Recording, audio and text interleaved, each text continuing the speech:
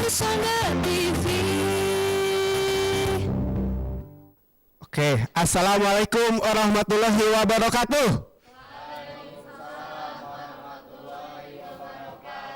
Selamat malam Bandung TV. Perkenalkan, nama saya Wahyu Hidayat. Umur saya 12 tahun. Berat badan 30 kg. Saya hobinya memasak. Oke, malam ini kita akan membicarakan tentang perpustakaan. Bagi saya, handphone adalah perpustakaan. Karena di dalam HP saya ada atribut-atribut mantan. Jadi handphone adalah perpustakaan mantan. Karena di dalam HP saya ada chattingan mantan, ada foto-foto mantan, juga ada video mantan vokalis. Kalian sudah dewasa. Sekarang itu materi tugas bisa di copy paste lewat internet. Saya sebagai mahasiswa yang cerdas, walaupun bisa copy paste di internet, tetap ke kampus. Jadi saya tuh ke kampus gitu kan, nyari wifi gratis baru nyari di internet. Di Jakarta itu ada Bajai Perpustakaan Keliling gitu. Bajai pas dibuka pintunya gitu kan isinya buku semua, ternyata itu perpustakaan keliling. Saya khawatir kalau Bajai ini karma gitu kan, nanti ada gedung gitu kan, bacanya perpustakaan. Pas gedungnya dibuka isinya Bajai semua gitu. Bajainya karma. Di perpustakaan itu tidak boleh berisik ya, karena di perpustakaan tidak boleh berisik. Saya khawatir terhadap perpustakaan keliling gitu kan. Jadi khawatir perpustakaan keliling ini nongkrong di sembarangan tempat. Kebayang kalau misalkan perpustakaan keliling nongkrong pas ada lagi demo gitu kan. Pas orasi, saudara-saudara gitu. Nanti di belakang, Mas nggak boleh berisik, ada perpustakaan. Demonya langsung bubar. Atau misalkan nanti perpustakaan kelilingnya nongkrong di Sarinah gitu kan, di Sarinah. Ada orang pakai topi, pakai pistol, bawa tas. Di sana ada tukang sate. Di sebelah sana ada polisi. Di depan ada yang ibu-ibu lagi selfie gitu kan. Mau nembak polisi nih. Ada perpustakaan keliling, nggak jadi ya, kan nggak boleh berisik gitu. Langsung manggil tukang sate. Pak, sate pak gitu kan. Besoknya langsung ada berita ibu-ibu selfie di belakang pemuda yang lagi nyate gitu kan. Hashtag kami tidak peduli. Oke. Atau bisa juga nanti nongkrongnya pada saat kawinan gitu kan, kebayang pas ijab kabul. Saya terima nikahnya gitu kan, langsung dicolek. Mas jangan berisik, ada perpustakaan keliling. Oh ya udah gitu kan. Nikahnya nggak jadi. Terus yang nikah nggak jadi itu kan sakit hati gitu kan, demo ke gedung DPR. Hapuskan Bajai keliling, hapuskan Bajai perpustakaan keliling. Di sampingnya ada yang nyelek, Mas ada perpustakaan nggak boleh berisik. Demonya langsung bubar. Terima kasih, nama saya Wahyu Hidayat. Salam damai dari Vika Muninus.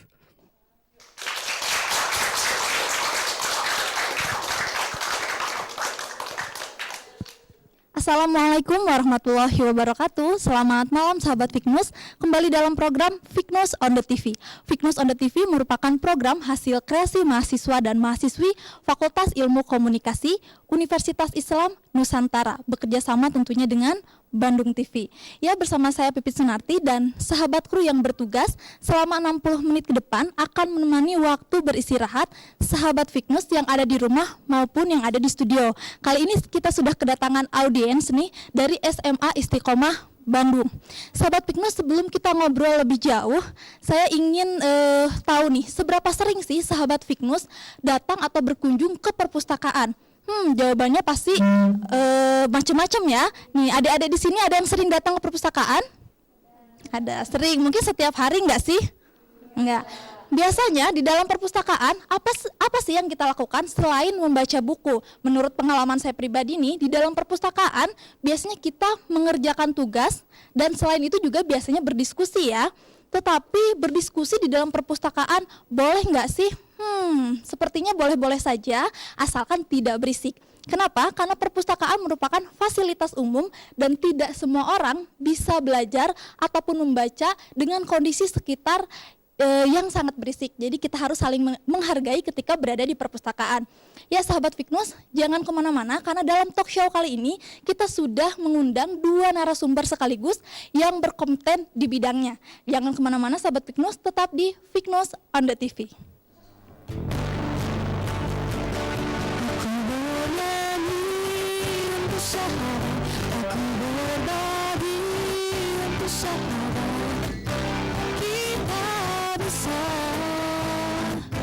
Jika bersama aku berbagi untuk sahabat, aku berbagi untuk sahabat.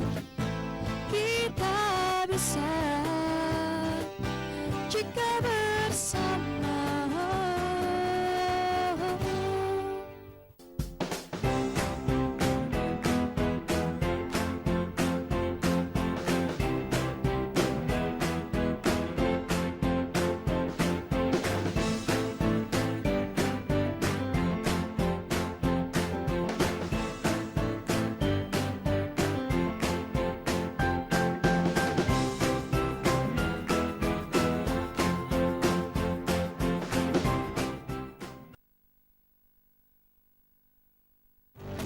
Fiknus on the TV.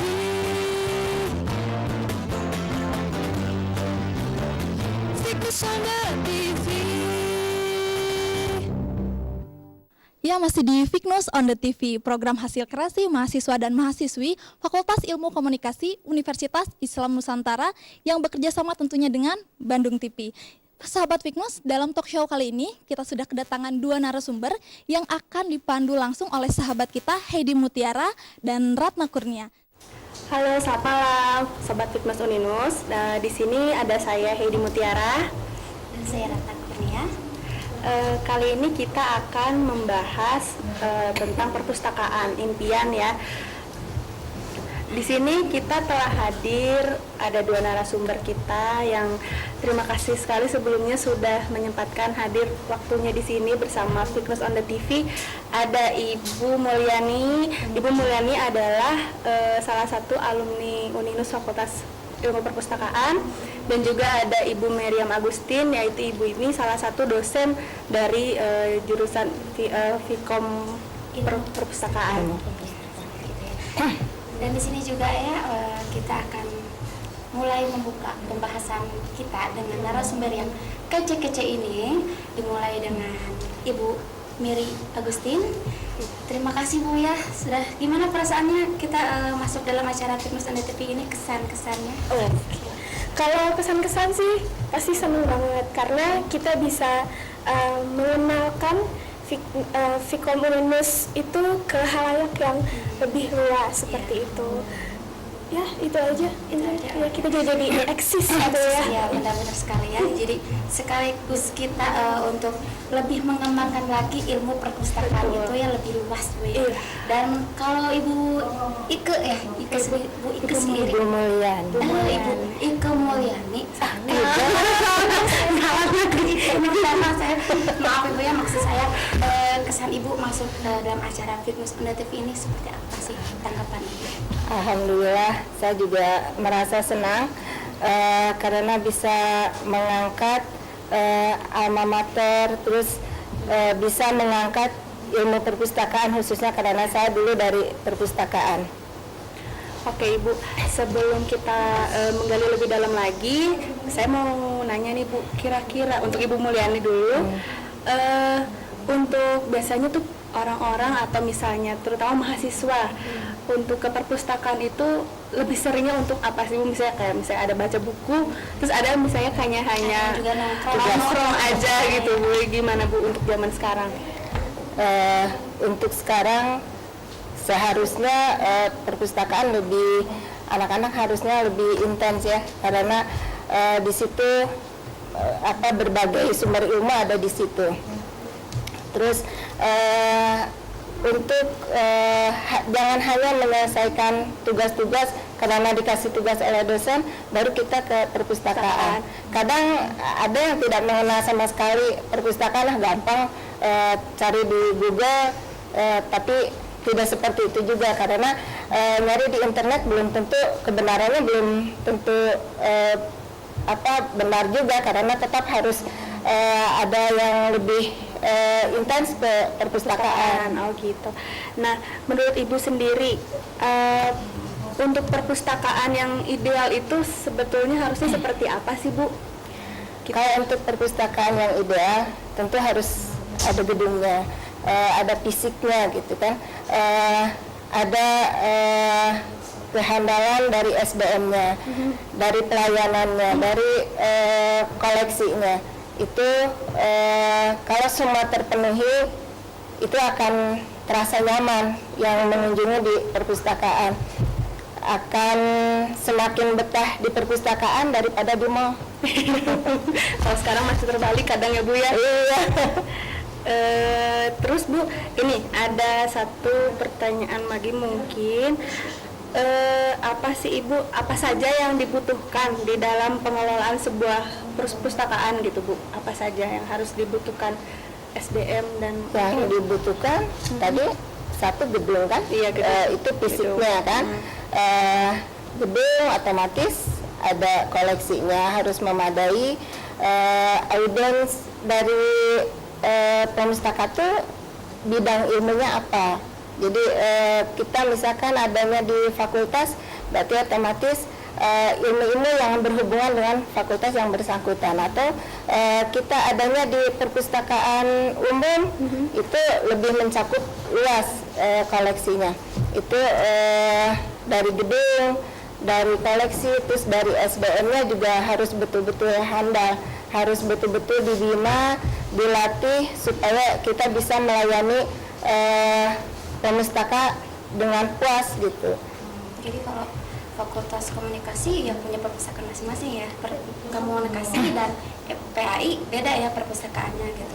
Iya, karena kalau fakultas itu lebih spesifik ke bidang ilmunya.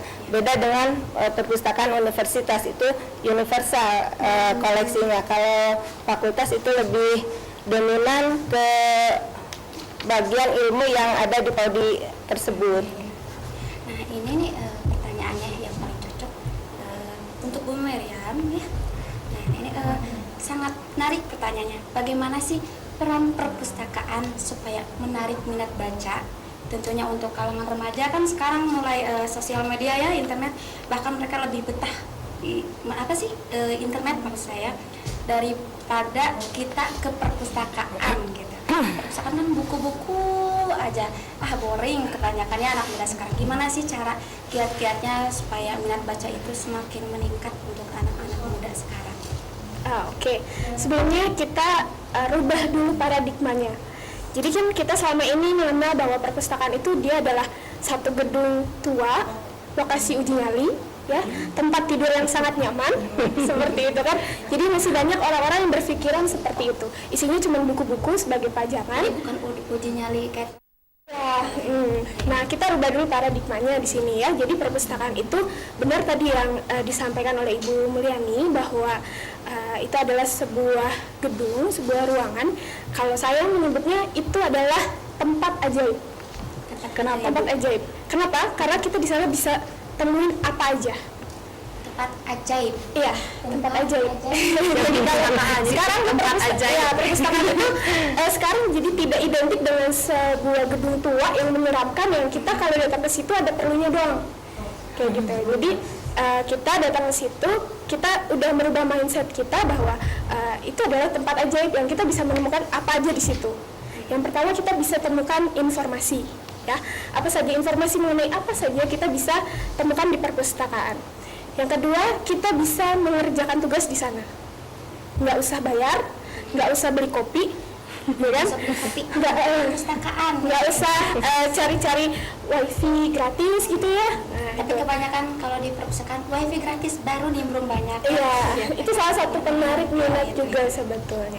Iya, dan kalau misalnya di sana mau menemukan kepingan-kepingan masa lalu mantan gitu ya bisa. Tadi ya, seperti yang tadi dijelaskan di stand up comedy, komedi tadi saya. Ya, itu ya. Jadi perpustakaan itu adalah suatu tempat ajaib yang ketika kita ke sana, kita bisa menemukan apa saja gitu. Nah, perannya itu sangat penting sekali karena perpustakaan itu kan identik dengan gudang informasi. Betul. Gitu. Jadi di sana kalian bisa mencari apa saja yang kalian butuhkan. Selain itu juga kalian mendapatkan ketenangan seperti yang tadi dijelaskan kan, kalau misalnya di perpustakaan itu tidak boleh berisik gitu ya, tapi tetap kalian harus konsentrasi, harus fokus supaya tidak jadi mengantuk. Seperti itu. Jadi kan kebanyakan orang malas datang ke perpustakaan, suasananya terlalu cozy gitu kan, terlalu cozy, jadi kita nggak enak buat ngerjain tugas, itu enaknya buat tidur gitu, enggak ya. Jadi kita tetap harus fokus, kita harus tetap konsentrasi bahwa apa yang akan kita lakukan di perpustakaan seperti itu. Jadi perannya itu sangat penting sekali. Iya Bu ya. Tapi kan ada perpustakaan nih yang menggunakan musik, ya di perpustakaan. Apakah musik itu secara untuk membaca itu mengganggu apa tidak ya? Oke. Ibu. Kalau untuk musik, sebetulnya di perpustakaan tidak apa-apa menggunakan musik sebagai elemen-elemen tambahan misalnya. Oh ya. Nah, itu digunakannya untuk menambah konsentrasi kita. Biasanya musik yang ada di perpustakaan itu musik-musik klasik, musik-musik yang alunannya tuh jazz seperti mungkin itu. ya, dangdut. Iya, panturaan misalnya, itu nggak mungkin banget. Iya. Nanti di situ malah merusak konsentrasi dengan kita yang joget ya. Hanya baca malah joget. Iya, malah joget gitu. Terus juga nggak mungkin juga alirannya pang gitu kan, nanti kita bingung juga gitu. Jadi ada musik-musik khusus yang memang dia diperdengarkan untuk membangkitkan konsentrasi. Seperti itu ya. Nah, buat Ibu sendiri, Ibu kan salah satu dosen di Universitas Islam Nusantara nih. Di zaman sekarang, tahun ini gitu, kira-kira minat para mahasiswa itu banyak nggak sih Bu yang pengen jadi pustakawan? Maksudnya dengan era sekarang gitu Bu. Yang Ibu rasakan kendala-kendalanya seperti apa? Oke, kalau minat sepertinya setiap tahun pasti sama ya, maksudnya masuk ke perpustakaan itu, masuk ke ilmu perpustakaan itu kepleset atau enggak disuruh orang tua atau enggak terpaksa, itu banyak sekali. Terpaksanya jangan Oh gitu ya.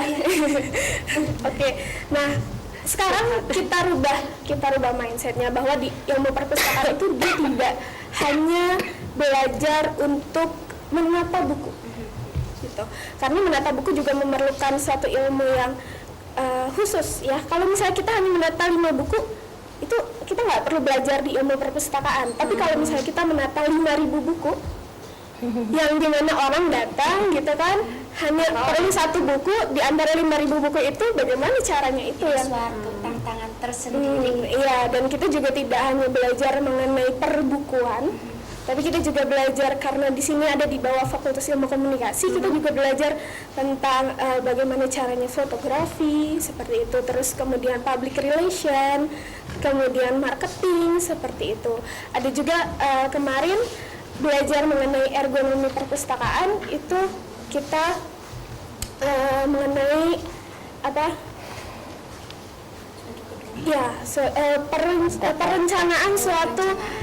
perencanaan suatu gedung perpustakaan. Jadi kita juga nggak kalah sama anak-anak arsitek seperti itu. Oke Ibu, makasih Bu Mary. Nah sekarang ini balik lagi ke Ibu Mulyani ya. Ibu, kalau menurut Ibu suka duka Ibu menjadi seorang pustakawan itu apa sih Bu? Suka duka Banyak. Tapi Ibu boleh menambahkan boleh, yang tadi boleh. seperti yang tadi ditanyakan oleh presenter mengenai musik itu, musik ada di perpustakaan, cuma di bagian tertentu. Itu kalau yang waktu saya belajar di Malaysia itu ada di ruangan yang khusus untuk umum, maksudnya umum untuk dari D3 S1 itu ada musik. Tapi kalau yang sedang konsentrasi menyusun tugas akhir itu tidak ada musik. Jadi musik ada tuh tetap ada tempat-tempatnya gitu. walaupun musik klasik atau musik jazz atau musik apa tadi dangdut ya itu khusus untuk di ruangan yang sedang tidak menyusun itu ada. Kalau yang sedang menyusun itu nggak boleh ada musik karena tetap konsentrasi tetap dibutuhkan.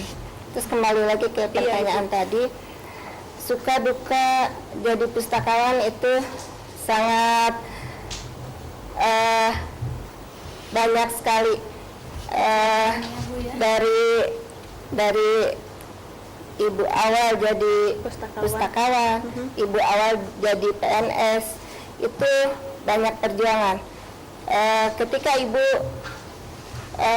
awal cerita nih, ibu jadi pustakawan, belajar di perpustakaan, belum jadi pustakawan ya. Ketika itu ibu waktu SMA sangat bingung, kelas 3 mau pilih jurusan apa, karena bingung, tapi keinginan ibu ingin jadi aktor, ingin daftar ke aktor, ingin ke perawat. Oke Ibu, ini nanti kita lanjut lagi ya Bu ya, kayaknya kita penasaran, saya juga pengen tahu gimana sih awal mulai Ibu jadi perpustakawan. Jadi sekarang kita iklan dulu ya, tetap di Fiknus on the TV.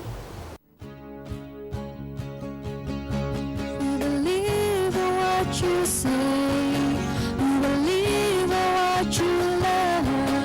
If you find this one, then love will come into you. You believe what you say, you believe what you love. If you find this one, then love will come into you.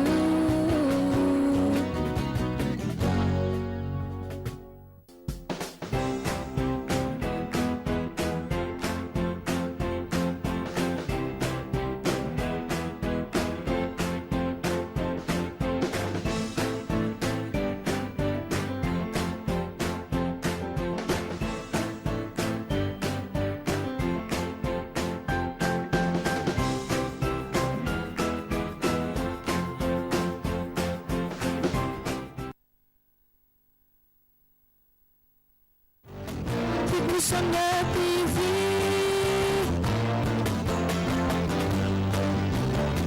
Fiknus on the TV. Ya, masih di sini di acara Fiknus on the TV dan masih bersama saya Heidi dan rekan saya. Iya. Nah, tadi kita sempat berbincang dengan Ibu Mulyani tentang kendala dan suka duka menjadi pustakawan. Nah, kita pengen tahu Ibu, awal mula Ibu menjadi pustakawan hingga sekarang sudah banyak pengalaman ya Ibu. Nah, itu gimana Ibu? Awalnya tidak terbersit sedikit pun untuk ibu kuliah di ilmu perpustakaan, karena ibu berpikir kenapa mesti ada kuliahnya perpustakaan, hanya melayani, hanya meminjamkan buku, karena pikirannya masih jadul ya. Nah, karena keinginan orang tua, ibu ikuti walaupun awal-awalnya begitu tertekan, karena bukan keinginan sendiri tapi semua dijalani. Alhamdulillah ternyata setelah terjun ke ilmu perpustakaan, subhanallah banyak sekali ilmu yang didapatkan, dan akhirnya ibu ikut tes PNS. Dibutuhkan 2 orang pustakawan. Alhamdulillah yang daftar cuma ibu sendiri, jadi alhamdulillah jadi PNS. Sangat menginspirasi sekali ya. Jadi alhamdulillah, jadi buat adik-adik di sini jangan ragu untuk memulai sesuatu Yang baru. Walaupun yang baru, yang belum kita kenal, jangan ngapain perpustakaan, hanya pekerjaannya hanya di perpustakaan. Emang bekerjanya di perpustakaan, tapi kita bukan hanya ngabubulin buku gitu. Banyak Kita ilmu lain yang bisa kita. banyak yang kita terapkan. Ibu bekerja di Unpad, itu pustakawan di Unpad sangat sedikit sekali. Jadi tidak, waktu itu ibu tidak susah untuk masuk ke gerbang itu. Bukannya tidak susah, karena ada perjuangan dulu.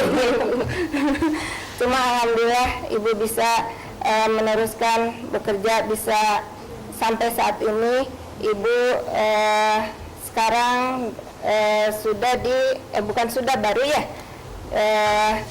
ibu sekarang menjabat di Pustakawan Madya. Nah, untuk Ibu Mary nih, kan Ibu sudah menjadi dosen di Fikom Uninus ini. Awalnya Bu, apa sih yang membuat Ibu menjadi tertarik atau di bidang perpustakaan gitu?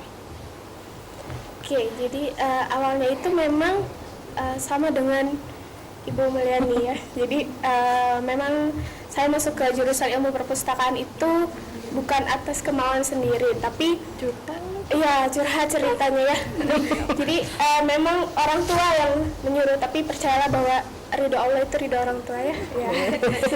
Makanya sekarang saya sampai bisa membagikan ilmu sebetulnya, bukan menyampaikan, tapi membagikan ilmu yang telah saya dapat sebelumnya gitu. Sebelumnya tidak pernah terfikirkan bahwa akan menjadi dosen di ilmu perpustakaan, tapi di sini lagi-lagi saya terubah pemikirannya, terubah cara berpikirnya, bahwa kuliah di jurusan ilmu perpustakaan itu tidak melulu menjadi pustakawan, bisa menjadi arsiparis, bisa menjadi dokumentalis ya Bu. Iya. Ya, banyak sekali. Salah satunya juga bisa menjadi seorang tenaga pengajar atau dosen gitu. Dan karena saya bukan tipe orang yang sangat rajin, jadi saya memilih jalan yang berbeda dengan teman-teman. Saat teman-teman saya pada berburu untuk menjadi pustakawan, arsiparis dan lain sebagainya, saya membelot untuk menjadi seorang dosen di ilmu perpustakaan, tapi tetap di ilmu perpustakaan karena saya ingin mengenalkan kepada semua mahasiswa yang masuk di ilmu perpustakaan bahwa ini loh, kita tuh belajar ini. Jadi tidak hanya menata buku, tidak hanya menyampul buku, beri label, seperti itu gitu. Nah, sekarang Bu ya, masih ada pertanyaannya. Apa sih peran pustakawan untuk perpustakaan itu sendiri, apa saja gitu perannya itu dulu? Perannya itu sangat tinggi sekali ya di perpustakaan. Soalnya untuk meningkatkan akreditasi suatu institusi itu harus ada pustakawannya, harus ada perpustakaan, harus ada pustakawannya. Kalau tidak ada dua barang itu kalau tidak ada dua hal tersebut, itu akreditasi tidak akan meningkat. Saya boleh menambahkan, Ibu? Boleh. Ya, jadi kalau tadi Ibu menambahkan, Ibu menyebutkan bahwa peran pustakawan itu sangat penting sekali ya. Iya. Jadi kalau menurut saya pustakawan itu juru kunci. Jadi bukan Merapi aja ya, juru kunci ya. Kuncinya perpustakaan itu ada di pustakawan. Gitu. Jadi kalau sebuah perpustakaan lengkap, koleksinya lengkap nih, apa aja ada, tapi tidak ada pustakawannya, itu sama aja bohong gitu. Jadi si perpustakaannya itu tidak akan jalan. Seperti gitu. sayur tanpa garam. Iya, kurang enak gitu ya Bu ya, rasanya gitu, hambar. Selain itu Bu, ada nggak sih dari sikap seperti keramahan pustakawan itu sendiri berpengaruh nggak sih untuk si pembacanya itu sendiri? Iya, kita ada di jurusan ilmu perpustakaan Fikom Uninus itu ada yang namanya mata kuliah etika profesi. Etika profesi. Di situ diajarkan bagaimana cara menghadapi pemustaka, bagaimana kita berkomunikasi dengan sesama pustakawan. Itu juga kita belajar bagaimana cara kita menghadapi atasan gitu. Jadi tidak sembarangan berkomunikasi gitu. Jadi kita juga harus selalu tampil energik di depan pemustaka gitu. Soalnya kan pustakawan selama ini terkesan bahwa pustakawan tuh gak kece, ngapain sih jadi pustakawan gitu. Masuk dulu ke jurusan ilmu perpustakaan Fikom Uninus, ketemu saya, kita kece. Tentunya si pustakawan itu sendiri harus tahu dong ya letak, misalkan buku kan ada nih, saya pengalaman ya, ketika saya ke perpustakaan ya, saya menanyakan satu buah buku, ketika saya buku judulnya ini ada di mana letaknya, ada tuh di sana tuh, cari aja. Nggak bisa ngeliat gitu ya? Jadi kan bikin bad mood gitu ya ke kalian juga kan ngerasain kan? Nah ya, cari buku tentang apa gitu, cari aja lah di sana, ada kok di sana di ujung-ujung. Ibu sibuk Facebookan gitu. Facebookan apa gitu. Itu cara kita mengatasi hal seperti itu ya. Bagaimana menurut ibu? Ibu ini sudah. Kalau ibu dulu, kalau sekarang Bu Mary katakan etika pelayanan ya di ilmu etika profesi. Ketika ibu kuliah di ilmu perpustakaan Uninus, Fikom Uninus, itu bahasanya beda dengan sekarang. Jadi hanya di situ mata kuliahnya pelayanan perpustakaan. Tetapi di dalamnya seperti yang tadi dikatakan oleh Ibu Mary, kita bagaimana cara melayani, karena kalau pas masuk wajah kita sudah menyeramkan, orang mau masuk akhirnya tidak jadi. Jadi kita harus belajar. Contoh seperti di bank, itu begitu masuk kita harusnya disapa, harus disambut.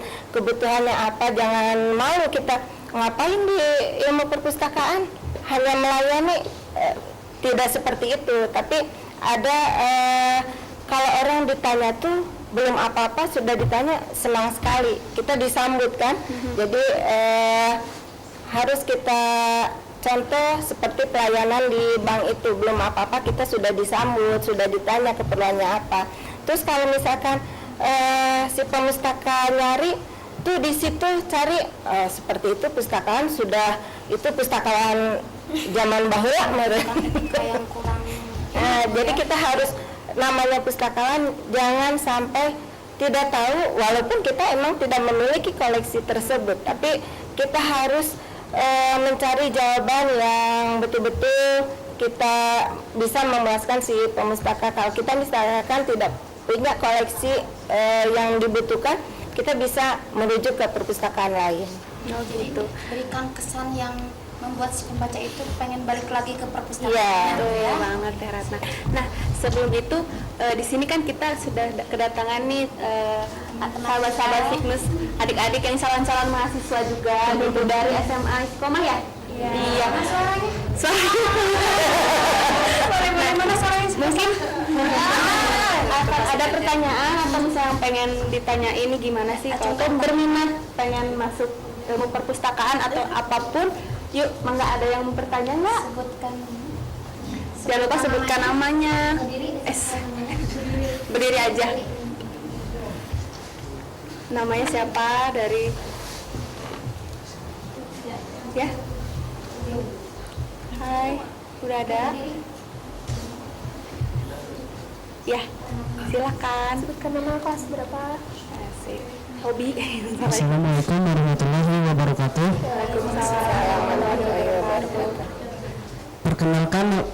Perkenalkan nama saya Dinia Da Vinci. Saya kelas 11 IPA dari SMA Istiqomah. Saya ingin bertanya bagaimana perpustakaan itu agar bisa menarik dan koleksi apa saja yang wajib ada di perpustakaan. Jadi tatanya nggak sembarangan gitu. Ada yang buku nggak penting sebenarnya kayak buku komik, mungkin itu kan tidak masuk pelajaran. Nah, jadi apa aja buku-buku yang perlu, yang sangat-sangat penting. Apalagi kan kita sebentar lagi akan masuk jurusan dan memilih universitas masing-masing. Nah, sekian dari saya. Wassalamualaikum warahmatullahi wabarakatuh. Waalaikumsalam. Terima kasih. Ada lagi yang bertanya dari sebelah sini mungkin. Putri-putri Berdiri dan sebutkan namanya. Ya. Oh nggak ada katanya. Ya udah Bu. Jadi pertanyaannya. Mungkin dijawab dulu sama Ibu Mulyani. Kalau perpustakaan itu koleksinya di samping koleksi wajib mata pelajaran, kalau di sekolah mata pelajaran disesuaikan dari kelas 1 sampai kelas 3, tapi tidak selalu pelajaran yang ada di perpustakaan boleh kok ada komik, ada seperti itu boleh, karena perpustakaan bukan hanya tempat buku-buku pelajaran, karena perpustakaan juga merupakan tempat hiburan, kita tempat rekreasi, karena kita misalkan jenuh belajar di kelas, kita boleh ke perpustakaan baca-baca yang nyantai-nyantai. Jadi kita bisa memilah buku untuk kebutuhan kita. Jadi kalau sudah di kelas belajar, ke perpustakaan belajar buku pelajaran lagi, nanti jenuh. Terus tata letak buku itu ada aturannya, tapi tidak menjadi suatu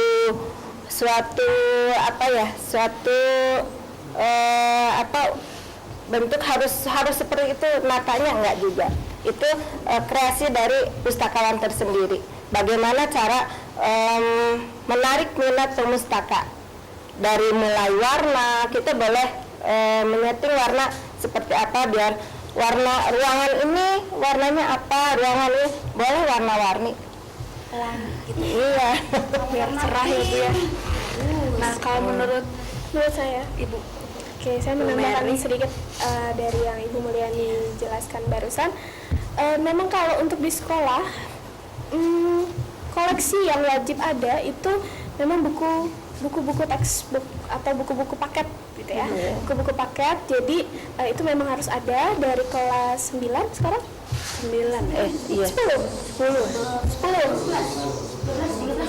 sampai 12. Oh iya, dari kelas 10 sampai kelas 12 itu memang 12. Iya, itu 12 mah ya. 12 ya, itu wajib ada memang. Nah, tapi tidak menutup kemungkinan juga tadi sama dengan yang Ibu jelaskan bahwa komik atau buku-buku hiburan lain itu ada di perpustakaan. Jadi kalau misalnya nanya ke perpustakaan, mau ngapain ke perpustakaan? Mengerjain tugas, mau ngapain ke perpustakaan? Ini mau baca-baca biar tambah pintar gitu. Nggak, kalau sekarang jawabnya lain. Mau ngapain ke perpustakaan? Mau piknik. Ngapain piknik? Iya, piknik cerdas. Gitu ya. Jadi itu bisa jadi satu tempat untuk refreshing juga seperti itu. Selanjutnya nih Bu ya, sebelum kita menutupi akhir dari acara kita ini, dan ada kesimpulannya yang bisa kita petik. dan menurut ini sebelum kita tutup, menurut Ibu Mulyani dan Ibu Mary nih, perpustakaan impian menurut Ibu Mulyani dan Ibu Mary sendiri gitu, inginnya seperti apa sih? Nah, dari Ibu Mulyani Bukan dulu. pasangan impian Bu ya. Perpustakaan. No.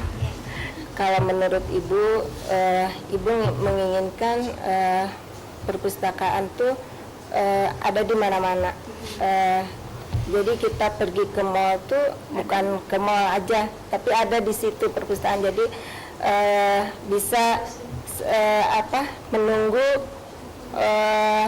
seperti di tempat lain yang pernah Ibu kunjungi, itu perpustakaan tuh ada tempat anak-anak, walaupun padahal itu perpustakaan universitas, bukan seperti kalau di sini kan ada untuk anak-anak, ada di Bapusitbas seperti itu. Ini enggak, perpustakaan universitas, jadi harus ada tempat untuk anak-anak juga, karena kadang kita bawa anak, jadi si anak bisa anteng sendiri di ruangan itu, ada mainan, ada apa. Impian Ibu inginnya seperti itu gitu. Jadi di mana-mana, di mall juga inginnya ada perpustakaan. Oh begitu. Sekarang kesimpulan menurut Ibu Mary sendiri apa sih? Udah.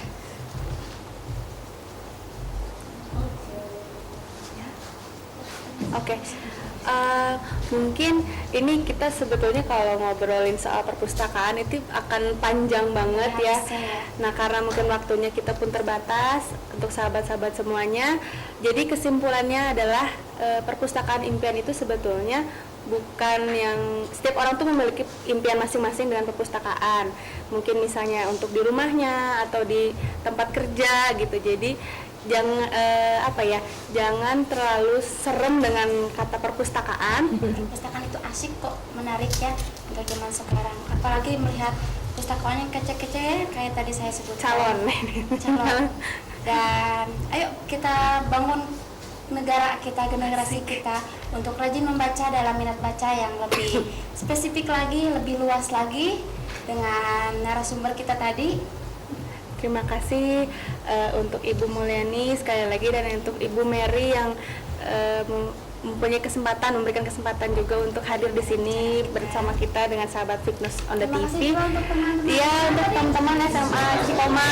Terima kasih dan Calon pustakawan juga ya. amin. Pustakawan juga ya.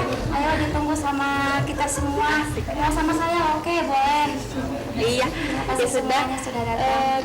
Terima kasih atas perhatiannya sahabat Fitness on the TV. Saya Heidi Saya Ratna Kurnia. mengucapkan Assalamualaikum warahmatullahi wabarakatuh. Melambung jauh terbang tinggi bersama mimpi, tenggelam dalam lautan emosi. Setelah aku sadar diri, ku telah jauh pergi, tinggalkan mimpi yang tiada bertepi.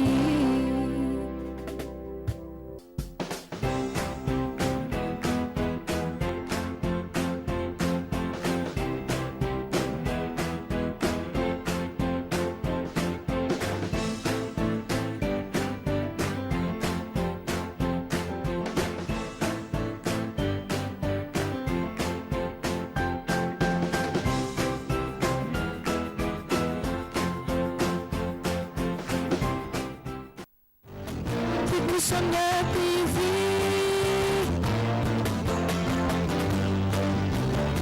Fitness on the TV. Kembali lagi bersama Fitness on the TV. Ya, setelah menyimak obrolan rekan Heidi Mutiara dan Ratna Kurnia nih, kita jadi lebih tahu seperti apa itu perpustakaan ideal. Jadi sahabat Fitness tinggal mencocokkan saja konsep perpustakaan impiannya sahabat Fitness dengan perpustakaan yang ideal itu seperti apa nih. Tapi ngomong-ngomong nih sahabat Fitness, dari tadi saya juga punya yang namanya perpustakaan impian dong tentunya. Perpustakaan yang saya impikan pastinya yang pertama bersih, harus wangi dan harus rapi. Karena ketika kita membaca, tentunya dengan suasana ataupun perpustakaan yang bersih dan rapi akan menjadi lebih nyaman. Nah, sahabat Fitness, ngomong-ngomong perpustakaan juga, kita tidak hanya berbicara sekitar koleksi bukunya saja, tapi juga kita bisa berbicara mengenai arsitekturnya. Nah, berikut ini nih sahabat Fitness, saya akan menayangkan video perpustakaan terindah di dunia. Ini dia top 5 the most beautiful of library in the world.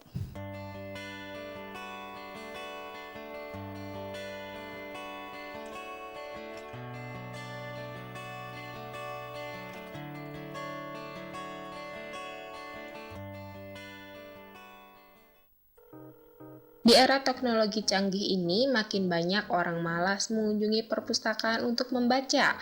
Mereka mengandalkan gadget untuk mendapatkan pengetahuan yang mereka cari.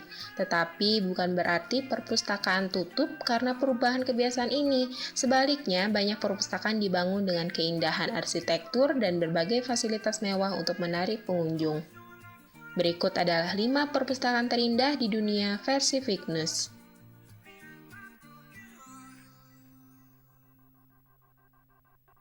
Perpustakaan Melk Abbey, Austria. Perpustakaan Melk Abbey didirikan pada tahun 1089.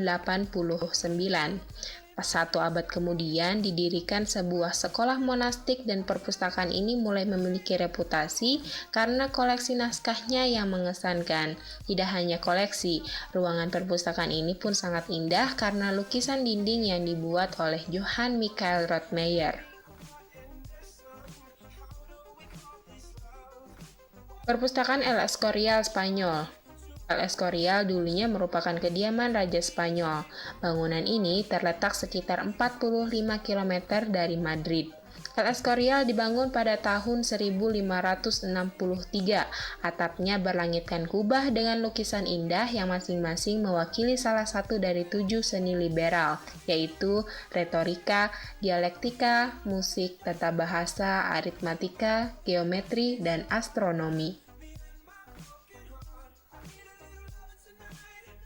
Perpustakaan Strahov Monastery, Republik Ceko, terletak di kota Praha, Ceko. Perpustakaan ini dibangun pada tahun 1679 dengan diprakarsai oleh Jeronim Hirheim. Perpustakaan yang juga merupakan biara ini sempat mengalami renovasi besar-besaran ketika pasukan Prancis memborbardir Praha pada tahun 1742. Perpustakaan yang juga sering disebut Theological Saal ini memiliki sekitar 200.000 lebih koleksi buku.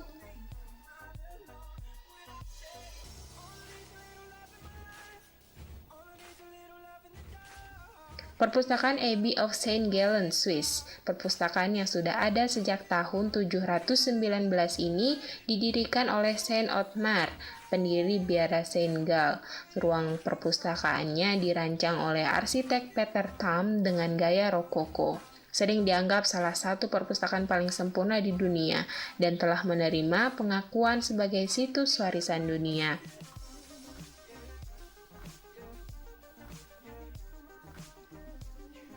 Perpustakaan Edmund Abbey, Austria. Perpustakaan ini dibangun pada tahun 1776. Perpustakaan yang juga merupakan perpustakaan biara terbesar di dunia ini memiliki panjang 70 meter, lebar 14 meter, dan tinggi 13 meter. Perpustakaan Edmund Abbey memiliki 7 kubah dan langit-langitnya dihiasi lukisan dinding oleh Bartolomei Altomonte yang menggambarkan tahapan pengetahuan manusia.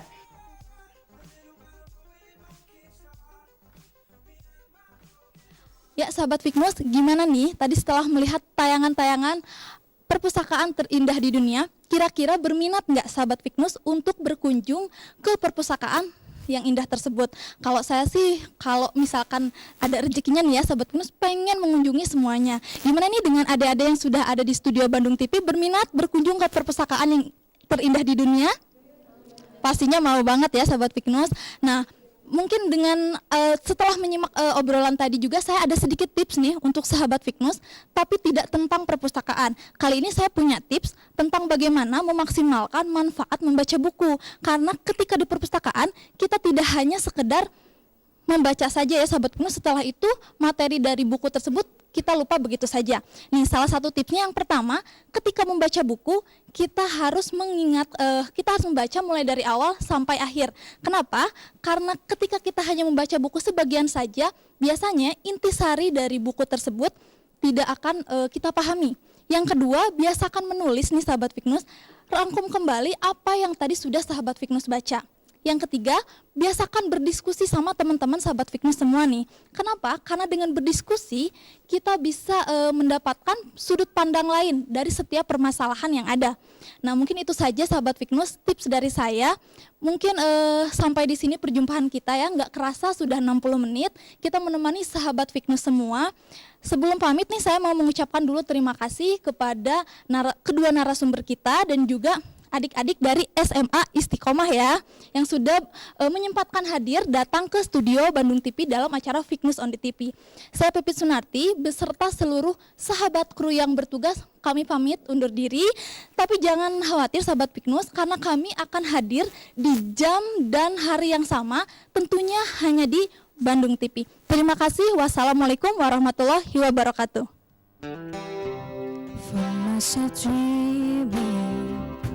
So far and gone, this come from a movie that every broken heart knows. We're walking on moonlight, you pull me close. Split second and you disappear out and now I'm so alone. Wake up in tears, with by my side, breathe of relief, and I will realize no, and I promise tomorrow I'm gonna love you like I'm gonna lose you. I'm gonna hold you like I'm saying goodbye. Every standing I will take you for granted, 'cause we'll never know when we run out of time. So I'm gonna love you like I'm gonna lose you. I'm gonna hold you like I'm gonna lose you. In the blink of an eye, is everything. The truth is we'll never. So I kiss you longer, baby. Any chance that I get, I'll make the most of the minutes and love it, no regret. So let's take your time, say what we want, it's what we want before it's all gone. I'll never promise tomorrow I'm gonna love you like I'm gonna lose you. I'm gonna hold you like I'm saying goodbye.